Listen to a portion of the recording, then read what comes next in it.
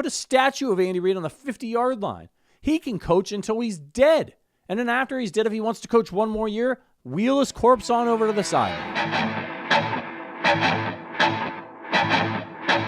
Welcome into the Arrowhead Addict podcast. It is the OG hour on a Black Friday for the Kansas City Chiefs, who fell to the Dallas Cowboys on Thanksgiving Day, 31-28. My name is Patrick Allen. Again, you're listening to the Arrowhead Addict podcast. This is the OG hour. Solo today, so the crew could enjoy their Thanksgiving holiday and their Black Friday and their long weekend with their families, but didn't want to let the game go by, the weekend go by, without y'all getting our analysis on what happened on Thanksgiving against the Cowboys and where the Chiefs go from here. I hope you all had a fantastic Thanksgiving.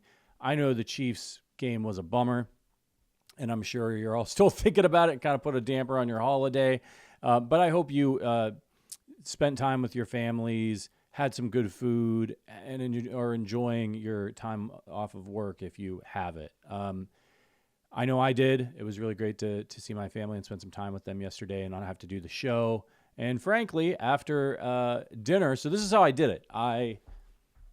And it actually was kind of nice. I shut my phone off somewhere around lunchtime, and I didn't look at it again until after I watched the Chiefs game after dinner. We ended up having to host Thanksgiving dinner here at our house in Chicago, and it was sort of a shotgun thing. We weren't planning to host Thanksgiving. My sister-in-law, who was going to host it, her kids got sick, and so at the last minute, I went out. I got a turkey, and shout out to Mariano's, by the way, who had 12 unthawed turkeys left. I snagged one of those, came home, we got it all together, my wife and I, and had a great Thanksgiving dinner. And because I wasn't planning to watch the Chiefs game, we were able to get it done. So I taped the game. We had dinner, got everybody fed, got them some wine, got them out of here. And then I sat down after we put my son to bed to watch the Chiefs game, glass of wine in hand, having absolutely no idea what happened. You all already knew how the game had turned out. I sat there. I fast-forwarded through the commercials. It was rough. It was rough. And as the game went on, I was glad that I did not attend Thanksgiving or have the TV on and have it ruin my time with my family to watch that performance from the Chiefs. And then I watched an episode of Stranger Things and had a glass of whiskey and went to bed. Let's get into the game here. The Chiefs lose 31-28. As I'm sure you heard Tony Romo say over and over and over and over and over and over again last night, was a playoff game for them, essentially. And the Chiefs fell to 6-6. You know, standings-wise, look, they're cooked, right? They're cooked. It's Black Friday. There's an outside chance they could get in if they win the rest of their games, but they don't control their own destiny. And even if this team does somehow manage to sneak into the playoffs, after watching them for 13 weeks, it's hard to believe they're actually going to be able to do anything when they get to the playoffs. They're a talented team. I mean, they can beat good teams. They beat the Baltimore Ravens. They beat the Detroit Lions. They beat the Indianapolis Colts. But then they can lose to Bo Nix and Trevor Lawrence and a terrible, terrible Cowboys defense. So the Chiefs are exactly what their record says they are. Mediocre. They're a middle-of-the-road, average team that happens to have some Hall of Famers and Hall of Fame coach, Hall of Fame quarterback, Hall of Fame tight end, and Hall of Fame defensive tackle. But they're just not a good team this year. It just is what it is. Let's get in. So here's how we're going to do this. We're going to get into the game. I'm going to walk you through what I think happened in the game against the Cowboys. Then we'll talk about what has happened, because I think this is really a eulogy, this episode, for this Chiefs season. I hope I'm wrong. You know, I hope that they manage to go on some kind of crazy run, but it just would be a foolish, and they've certainly earned our belief that they can do that over the years. But and this is, in screenwriting and playwriting, there's a term called all is lost. And when you do a typical 3-act structure in a play or a movie, there's supposed to be a moment where all is lost for your main character. It seems like things are as bad as they can possibly get, and then you have that final act where you see whether or not they do or do not get out of the predicament, the conflict that they're in. This is the ultimate all is lost moment for the Kansas City Chiefs, and we've seen them get out of all is lost moments before. The 13 seconds game, for example, I mean, that's pretty dang all is lost. But it just doesn't seem like they have that magic this year. And even if they can conjure it up once in a while, it's hard to believe that they're going to be able to conjure it up over and over again like they have in the past. So look, in this game, again, Chiefs fall to the Cowboys 31-28. The big thing for me that went wrong in this is the inconsistent offensive production. This team scored 14 points in the first quarter, and then they didn't score again until the fourth. And when you watch this offense, they have their moments, and they put up a lot of yards. If you go and you look at all the games that they had this season, it looks like it's a top offense. But they're just not a well-oiled machine, and I think there's some reasons for that. It's a new offense, really. You have a lot of new-ish or new players. They haven't played together for very long. You've got new tackles, people coming in and out. I'm going to talk about this a little bit more later in the podcast, but they don't seem comfortable. They don't seem like they can do it consistently. And it's hard to be consistently great in any phase in the NFL. But this team, where they come out, it sort of seems like a couple weeks ago, Sean Payton, in his sort of arrogant way, while doing a halftime interview, said, "This is a first half team or a first quarter team, and we weathered that." And I think what he was referring to was that they come out with such great game plans because they have Andy Reid. And he was sort of smugly saying, I don't think they're that good, and you just have to sort of weather their initial couple of drives and punches, and if you can put yourself in a chance to win the game. And I think we saw that a little bit in this Cowboys game, right? They got the interception early. That was great, and they were able to go down and score, and then they scored on the next drive. And then from there, it was like they were stuck in the mud and couldn't execute, and then they needed to sort of reconfigure things and make adjustments, and then they kind of got going again in the fourth quarter. We saw it with the Colts. It took them the whole game to get the offense going. So they're just not a bad offense. In fact, they have the ability to be quite good, but what they aren't is consistent, and it leaves openings for teams like the Cowboys to hang with them. Rice in this game, Rashee Rice, he was targeted 12 times. He only had 8 catches. The running game is it's an average running game.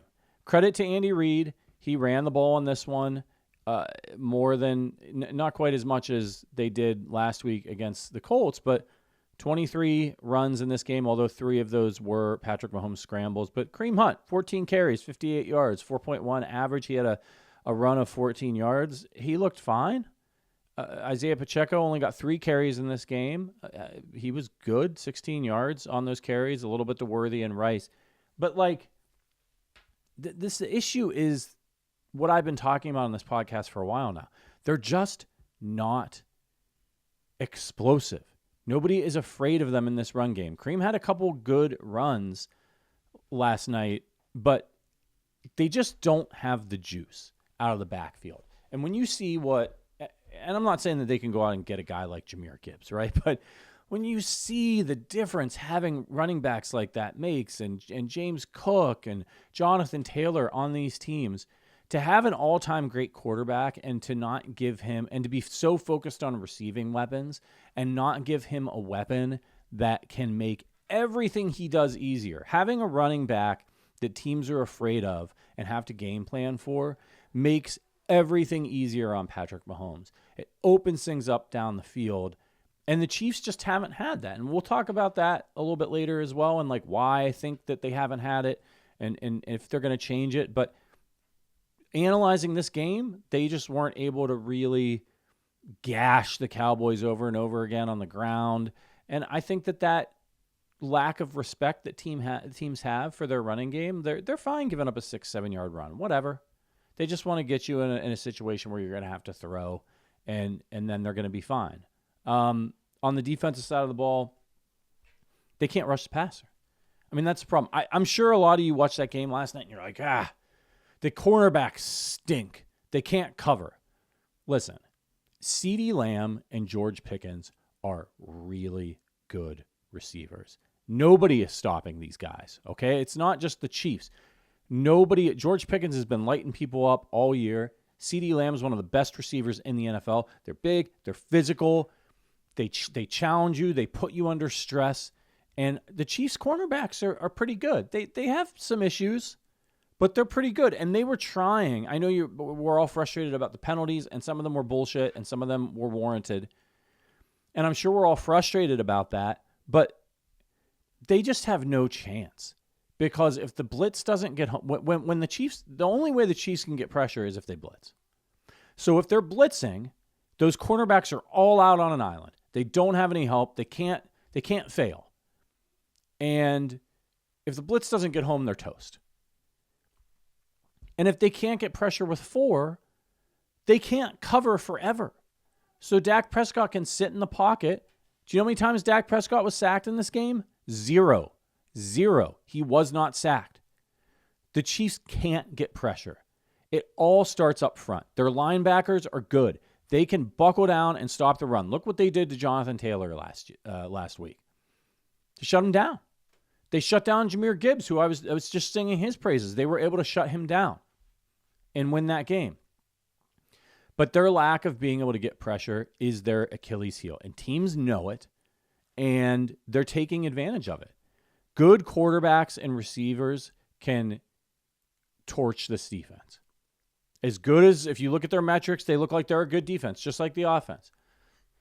They have fatal flaws. And not being able to get pressure is top of the list. So when they go up against a guy like Dak Prescott, who's a really experienced quarterback, who has 2 really good receivers and a really good tight end, they're a situational defense, okay? They rely on Spags and his schemes and his creative blitzes and his disguises to cover up for the fact that they can't rush the passer, and they're limited. And so they didn't sack Dak. They didn't put enough pressure on him. They did, obviously, one pressure led to an interception, and they still weren't able to win this game with the turnover. It's a huge problem for them, and they've tried to address it. You got Veach drafting defensive linemen. They took FAU. George Karlaftis is a good player. He is not a great player. He is good. He's like a B, right?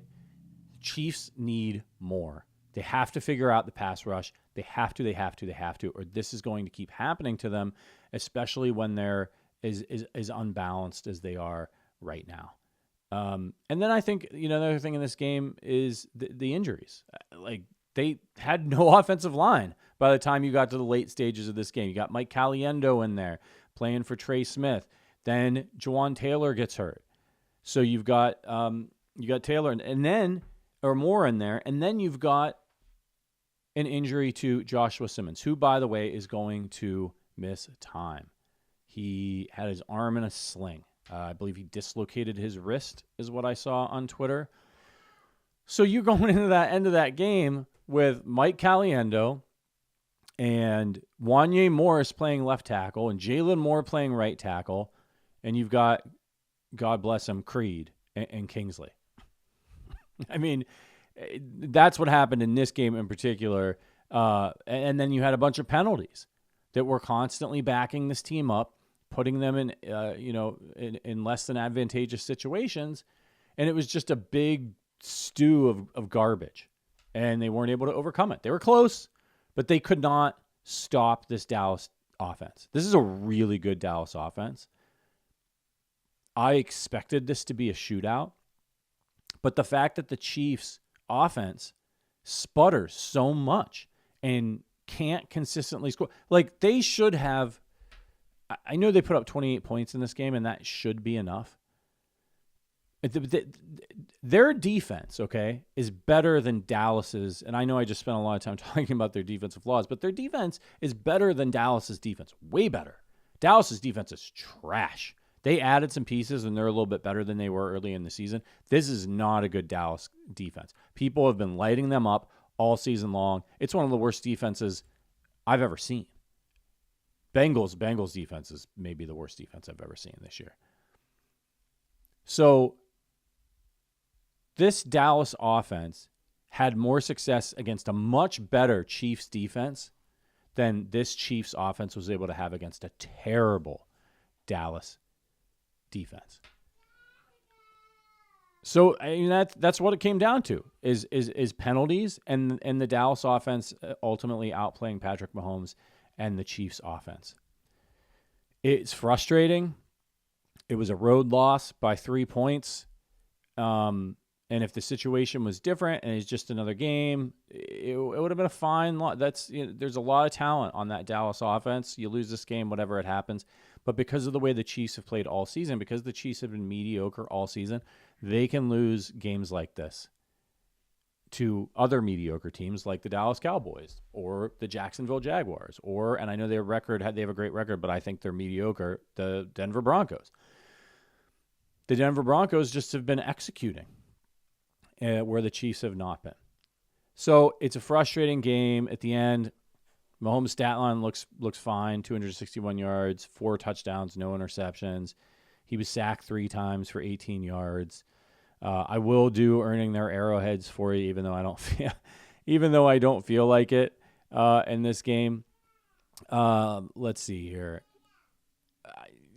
I mean, Rashee Rice, he only caught 8 of his 12 targets in this game, but to be fair, some of them were uncatchable from Mahomes. 8 receptions, 92 yards, 2 touchdowns. He's a really key cog in this offense. Disappeared there for a little bit in the middle of the game, but like last week, kind of came alive in the fourth quarter. So we'll give one to Rashee. I got to give one to Kelce. 5 receptions, 45 yards, a touchdown on 6 targets. He's been very good this year. He's been relatively consistent for them. Just the team is not consistent. On the defensive side of the ball, Hicks, I don't know. Hicks defended a couple passes, had a quarterback hit. It just wasn't a great. I mean, George Karlaftis had 1 tackle in this game, 1 quarterback hit. There's just not a lot of good here. I don't know, man. I guess no. That's it. I'm gonna give one to Rice. Butker hit all his kicks. Good for him. 4 for 4 and extra points. There were no field goals. I give one to Matt Araiza. Matt Araiza was terrific in this game. He had to punt 5 times. He averaged 43 yards on his punt. Only 1 touchback, but he had 4 punts inside the 20. Had a 59-yarder. He was really, really good. And, God, it's just disgusting. The Cowboys punted 1 time. 1 time in this game. They just got worked on defense. They couldn't do anything. All right, let's move on. There's just nothing else to talk about in that game. They just went up against a team that had more offensive firepower than them, and they couldn't stop them. So what has happened this season for the Kansas City Chiefs? I've got a few bullet points here I want to talk about. The top of which is the Chiefs' luck has just evened out. It is really hard, almost impossible, to win with the consistency that the Chiefs have in a league designed to force parity. And they have benefited from luck, just like every NFL team does, in the past, especially last year. Some of it was skill, coaching. Some of it was luck, a couple good bounces of the ball. And throughout the course of the season, it's just like if you flip a coin, right? It's all about probability. You flip a coin enough times, it could come up heads 50 times in a row. Because every time you flip a coin, the odds are the same. It's 50-50. We saw it in the game against the Cowboys. The fumble from Pickens at the end of the game before the the Cowboys got that last field goal that gave them a 2-score lead. I mean, it was right there. I think it was Drew Tranquil. The ball got fumbled right in front of him, but he just couldn't get to it in time. And then Turpin came and snatched it, right? Like that's a situation where he gets that fumble and the Cowboys don't get those 3 points and maybe the Chiefs win this game. And we just don't think about it again, right? Like we're like, oh yeah, we beat the Cowboys. Later on in the season, you're like, yeah, we won that Cowboys game. And if a couple of those bounces of the ball this season had gone the Chiefs' way, the Chiefs might have 2 more wins, maybe 3 more wins, and we're not having this conversation. But like the luck ran out on them. The coin came up tails more times than it came up heads. Whatever analogy you want to make, that's how the season has worked out so far for them. These things tend to even out over time, but the luck in the NFL is in a 50-50 game. There are other things that play into that. The talent, the scheme, all of those other types of things. Good teams make their own luck. That's why people think the NFL is rigged for the Chiefs, because the Chiefs are usually good, and they almost always put themselves in advantageous positions where if they get a lucky bounce, people that hate them can delude themselves into thinking that there's some sort of conspiracy. Like, how does it always go the Chiefs' way? It's like, well, it's because they're good, so they make their own luck. They're not that good this year. And so they haven't been in as many positions to make their own luck. And when those situations have come up, things have, unfortunately, the bounces have not gone their way as many times as they have in the past. That's been a big part of this. Injuries, right? It's a war of attrition in the NFL.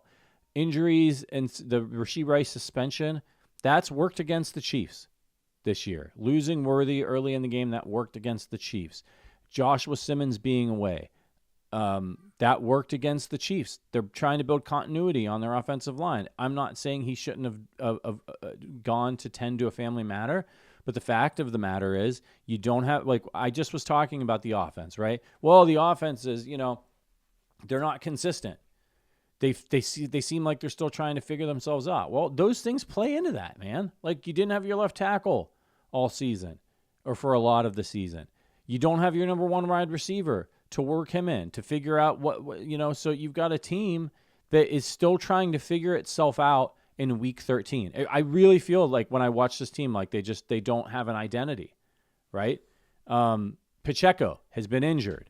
You got Kareem Hunt starting a lot of the season as your number 1 running back. Like there's just no cohesion. And look, every team deals with injuries and they have to adjust on the fly. This isn't unique to the Chiefs, or it's not unique to the Chiefs this year.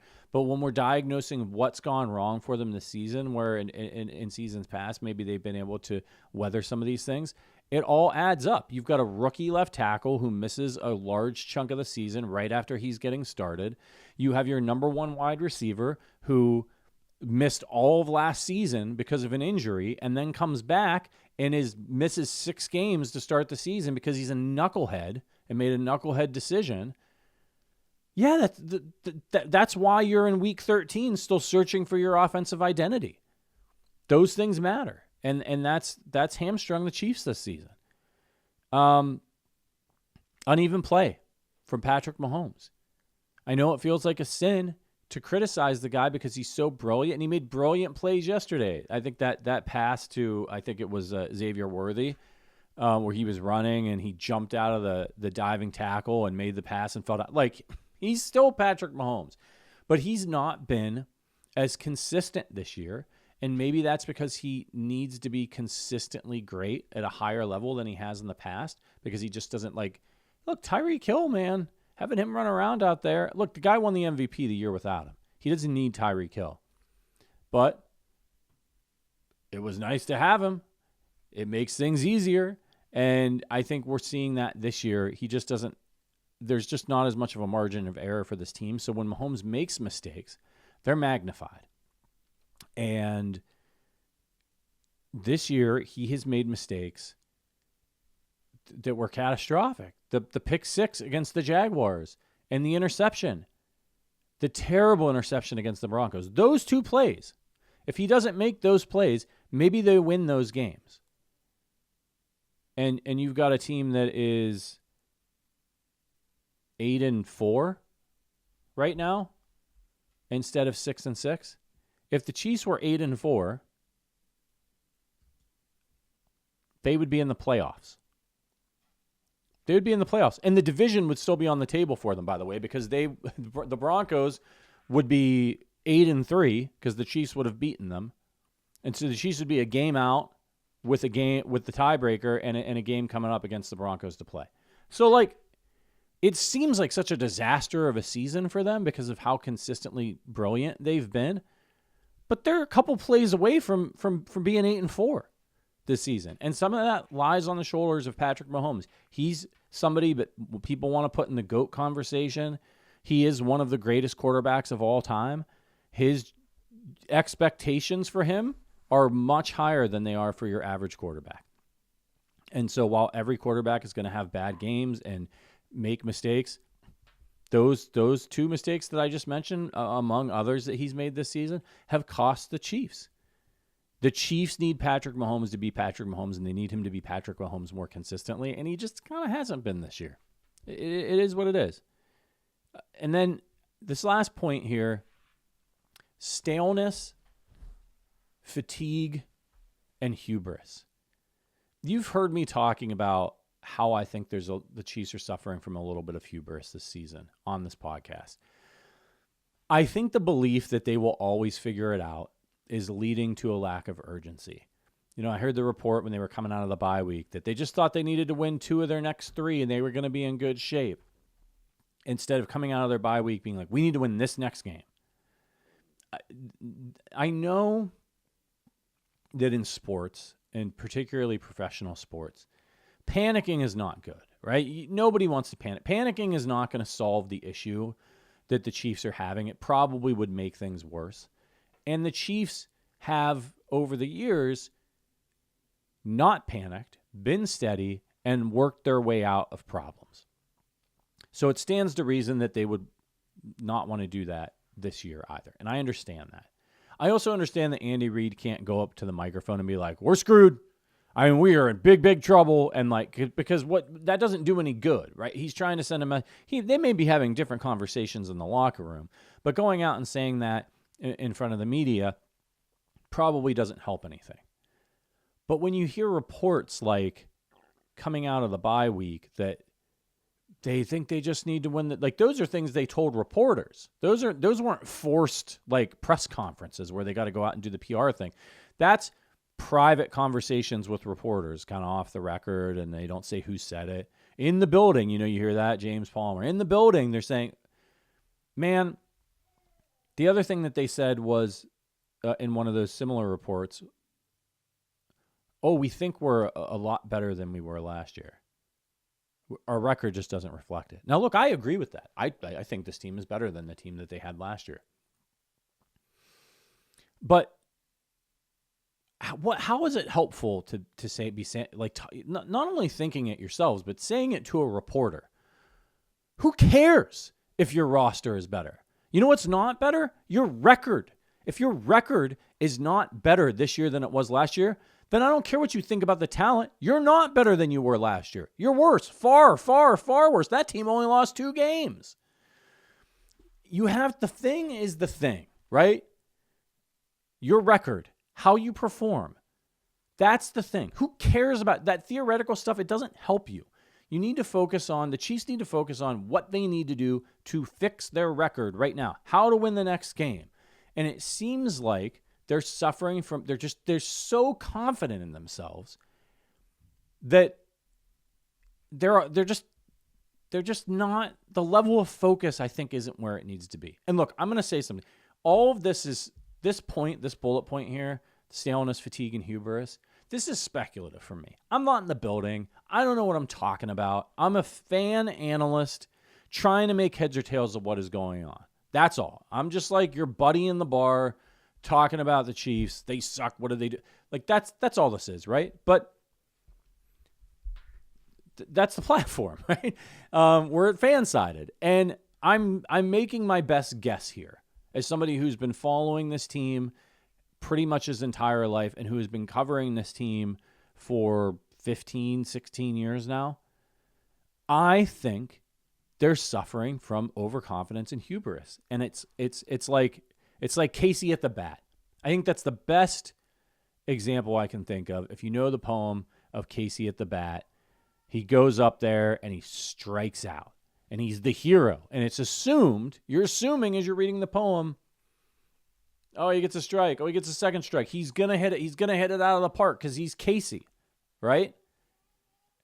And he strikes out. And I think the Chiefs are Kelce at the bat this season. They just assume, I don't need to swing at that. It's fine.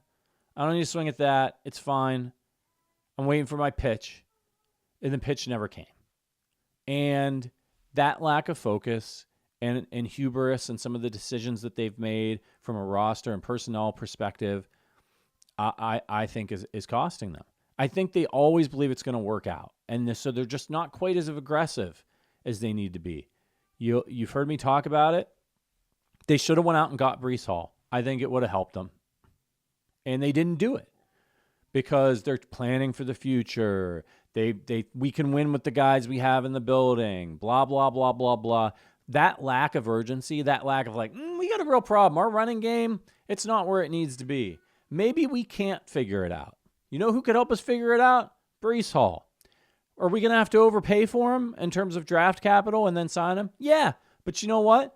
We're reacting to what we did or didn't do in the draft, which was we didn't draft a high-end running back, and there were a ton of them. We didn't get one. So now we have to overpay for our mistake. And in my opinion, that's not a panic move. You have to evaluate, like I said it earlier, the thing is the thing. Evaluate the situation you're in and make the best decision. I don't care about planning for next year for the Chiefs. I care about them winning a Super Bowl this year. I'm not saying mortgage the whole future, but you're not doing that, giving up a third-round pick to get Breece Hall. A lot of your third-round picks that you've drafted in the Brett Veach era stink. Breece Hall's good. Howie Roseman would have, if he needed Breece Hall, he would have went and got him. And it's different. Look, I'm not here to crap on Brett Veach. I think he's fantastic. I really do. But just in analyzing what has happened here, these are the kinds of things that could be the difference between the season ending in confetti and in huge disappointment.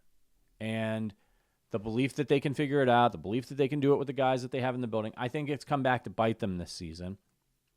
I think it's clouded the judgment of the people at One Arrowhead Drive to kind of not see the severity of the cracks in their foundation that need to be fixed. I think that this hubris and staleness has also led to them having too much faith in their current system and not having enough diversity of thought in the coaching staff and with the scheme. They have been good at adapting. The offense that they had under Tyreek Hill and then the offense that Patrick won his second MVP with was different. Patrick adapted. Andy adapted to the way they needed to play to win without the downfield burner that they used to have in Tyreek Hill. They did that. They've made that change before. But during the season where they lost to the Bengals in the AFC Championship game, I think they were still figuring that out. I think they weren't quite comfortable, and I think they were trying to make that change during the season, and it didn't work out. And I think this year what you're seeing is with regards to running under center, which they don't do enough, some of the staleness in their offensive scheme, the RPOs and that sort of thing. I think you're seeing them try to do what they did back in, I think it was 2021, that Bengals year, where they're trying to make the changes, but they're just it's during the season. You know, they don't have the personnel. They can only have sort of sub packages of these runs under center and stuff. And it's going to take them an off season to make the change. And you could argue they should have made the change during the summer, but whether that's hubris or staleness, or maybe they just thought it would still work, it hasn't. And they're going to have to look in the mirror at the way things have performed this season and reinvent themselves a little bit. And I think they will. It's frustrating that they weren't able to do it and like have the foresight to make the change ahead of time. But that's just life, man. Like, that's how things work sometimes. Like, you just don't see it until you see it. And the last part is aging Hall of Famers and the effects of accumulating late draft picks. They don't have... Travis Kelce's really good still. He's one of the best tight ends in football this year. But he's not the, like, 1,200-yard guy, unstoppable force. Chris Jones, just not quite what he was. He's still good. He's still getting lots of pressures. He's still getting double-teamed. But he's not quite what he was. He's getting older. And then staleness from your Hall of Fame coach and the coaching staff. I do think the Chiefs need to, this offseason, look at Matt Nagy, look at the guys they have in the building. And I'm not calling for anybody to get fired because it's hard for me to know exactly who's responsible for what because I'm not in the building.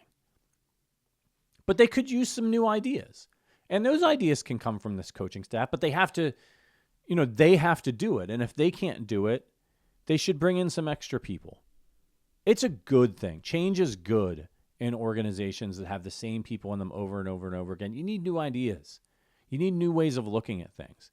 It's good. Just like you shuffle your roster all the time, you should maybe shuffle some people on your coaching staff as well.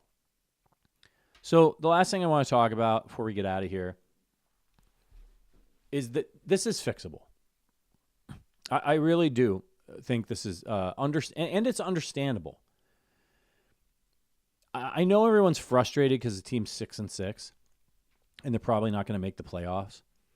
And I'm mad. I mean, you've heard me. I'm mad about the running back situation. They should have fixed it. They didn't fix it during the offseason and the draft. They didn't fix it at the trade deadline. I'm mad about that. I'm mad at them for that.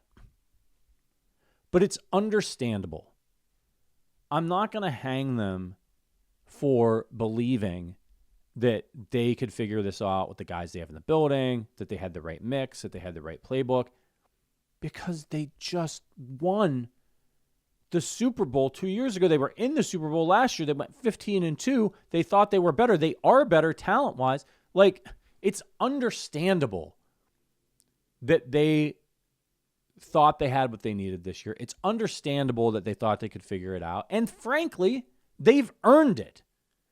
Brett Veach, Andy Reid, Steve Spagnuolo, even Dave Tobe, they have earned our patience. If you're one of these people that is calling for Andy Reid to get fired, never listen to this podcast again. I'm serious.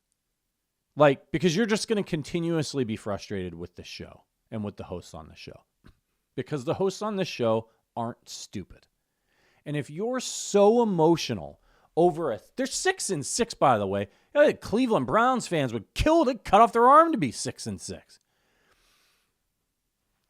The people that are saying that we're wasting Patrick Mahomes, shut up. Just shut up. They're 6-6. This is the first time they've had any serious adversity since he started on the team. They've been in the AFC Championship game every year. They went to 3 straight Super Bowls. They have a dynasty. All right, man, they hit a bump in the road. It sucks. This sucks. I'm annoyed. I want them to win every single game. I want them to win the Super Bowl every single year. Of course I do. But get some perspective. If you're sitting there, because what you're doing really is you're making yourself miserable instead of being have some, be grateful. I am so grateful for this run, and I don't think it's over, by the way. I don't think it's over. Patrick Mahomes is 30 years old. Okay? The Patriots went 10 years without winning a Super Bowl. 10 years. And you're calling for Andy Reid to get fired because they're 6-6? 1 year? One bad year? Bad? It's an average year? What the hell's the matter with you? It's just, it's embarrassing to me as a Chiefs fan. If you're out there calling for Andy Reid to get fired on Twitter or whatever. You make us all look like idiots. What are you, a Raiders fan? What's the matter with you? I said this before on the show. Put a statue of Andy Reid on the 50-yard line. He can coach until he's dead. And then after he's dead, if he wants to coach one more year, like I said before, wheel his corpse on over to the sideline. I mean, come on. Get some sort of grip on yourself. This guy's one of the greatest coaches of all time. There's an argument to be made. He's the greatest football coach ever. Okay? He has one bad season, one mediocre season that's not even over yet, and you're calling for him to get fired. You get what you deserve if you do that. Honestly, I hope you get slipped into another dimension where Andy Reid does get fired. I'm going to stay in this one where people have brains. I want you to get sucked into another dimension where he gets fired, and then you end up with some Herm Edwards style coach and 15 years of 4-12 records. Because that's what we came from the dumpster to this. And you're going to fire the guy who brought you out of it and brought you all of this winning, all of this joy, all of these incredible moments, 3 Lombardi trophies, countless Lamar Hunt trophies, Patrick Mahomes. I mean, just stop it. Go root for another team. We don't want you, okay? Does Andy Reid being a Hall of Fame coach and being great and having done all this mean he gets to, he can coach forever? No. I know I made a joke about him coaching until he's dead. If he becomes bad over and over and over again, yeah. But he has earned so much rope from me that man can coach for a long time. He could go 0-17 next year. I wouldn't call for him to get fired. He's earned that. I respect the man. He's incredible, and I think he's going to figure it out. But my God. So I got to set the table with that because they're 6-6. Y'all are acting like they haven't won a game. It's an emotion. I get it. We all care. We care about the team. We're emotionally tied to them. But just step back and take a deep breath. Have a glass of wine or something. You know what I mean? Like, Jesus. I don't know what else to say on the matter. Like, get some perspective. Just get some perspective. Be grateful. They're not wasting Patrick Mahomes. Did the Patriots waste Tom Brady for 10 years when they didn't win any Super Bowls? And I'll honestly say, like, this season, it sucks. Having a 15th or 16th or something draft pick ain't going to hurt the Chiefs. If they're not going to the playoffs, get a high draft pick for once. They could get a potential game-changing player. It's easier to trade up, all those things. So, at this point, it is what it is. You got to start looking towards the draft. Enjoy, by the way, enjoy the games they have left. Enjoy them. You never know. This might be the last time you get to see Travis Kelce play football. Does it suck that it might end this way for him? Yeah, it sucks. Enjoy it. You have mountains and mountains of memories. I think that, part of the criticism is that they're just being held to some insane standard, their own standard, of course, that they've set for themselves over the last 10 years, but also the insane standards of the Patriots dynasty. That Patriots team, that run was one of the all-time great runs in sports. So maybe they missed the playoffs with Matt Castle. I don't think they ever missed playoffs with Brady. Who cares? The Chiefs aren't the Patriots. They're the Chiefs. I want the Chiefs to be the best Chiefs they can be. They've been pretty damn good. I'm pretty happy. And I also think that the Super Bowl or bust mentality has broken our brains as a fan base. We're spoiled. We're all spoiled. There's really nothing else to say on it. We're spoiled.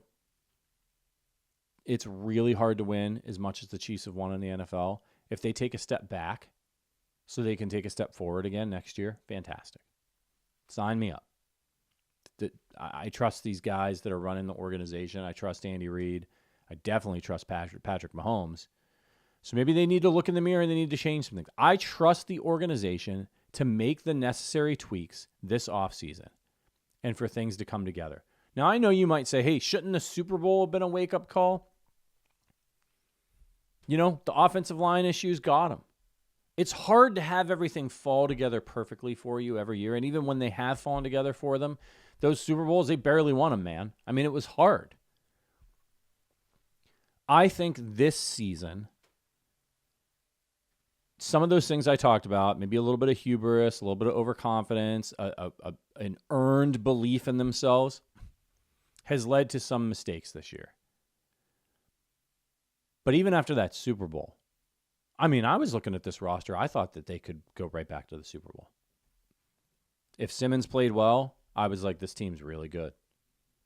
And all you did too. You all thought this team was going back to the Super Bowl this year.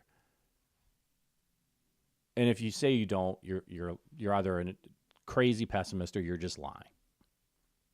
Because they got Josh Simmons. The reviews out of camp were good. You thought they could weather the Rashee Rice suspension, all that stuff. Didn't work out. But I trust that this is going to be a good wake-up call for the Chiefs. This really might be a good thing for them to look at their systems during the offseason and be like, okay, all right. It wasn't just the offensive line issues and the Super Bowl we lost. They're going to step back. They're smart people. Brett Veach is smart. They're going to look at the landscape of the AFC West. Broncos on the rise. Chargers, if they could ever stay healthy, would be on the rise too. Other teams shifting in the AFC. I trust them to figure it out because they've reinvented themselves before. It's easy to forget. There aren't very many people on the team that was in the Super Bowl last year that were on the team in 2019. They turned over a large portion of their roster between their first Super Bowl and the second two. So we know they can do it because they've done it. Yes, they're going to lose Kelce at some point, maybe after this season, at Chris Jones at some point. But Patrick Mahomes still has, I don't know, 7 years of potential top-end play left. They may have a better draft pick this year. Brett Veach may take a different approach as the later half of Mahomes' career starts to come into focus. He may be more aggressive. Let's get another Super Bowl. Let's make trades. They're not the same people that they were when the Dynasty started. They're evolving. They're changing. And this season is going to, just like you change every day, I change every day. We are shaped by the experiences that we have. And then what we just all try to do is get better. So Andy Reid's got a lot of football experience. Brett Veach has a lot of GM experience now. They're going to figure it out. They'll make the changes that they think they need to make, and hopefully they're right. And if they are, the Chiefs are going to be right back to their winning ways next year. And hopefully they can finish this season strong, even if they don't get in the playoffs. But I think they're going to step back and take the look at the organization that they need to take, maybe shake some things up with the coaches, the scheme, and maybe be a little bit more aggressive in addressing the needs that they have from a personnel side and not being so freaked out and paranoid about draft picks in the future. We'll see.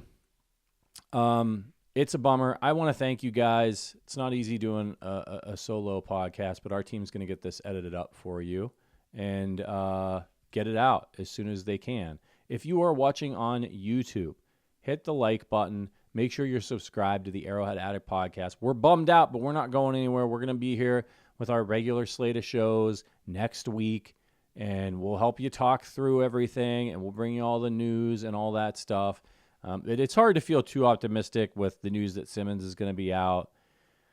I mean, it's a bummer if it's a lost season. Just one of those things that happen. But the last time Andy Reid didn't make the playoffs with the Chiefs was his second year in Kansas City. And you know what happened after that. So they may need to figure some things out. They need to make some changes, but they got the people to do it. And, oh, yeah, they have one of the best quarterbacks of all time. Thank you so much to our Arrowhead Addict members. If you want to become a member of the Arrowhead Addict podcast, check out the link in the description. Yeah, that's it for me, Patrick Allen. This is a Black Friday episode of the OG Hour. I am going to go buy some Bourbon County Stout from Goose Island, which gets released today, and spend time with my family and eat way too much pumpkin pie and leftovers. I hope you all do the same or similar. Thank you for listening. We'll see you next week. But until then, as always, go Chiefs.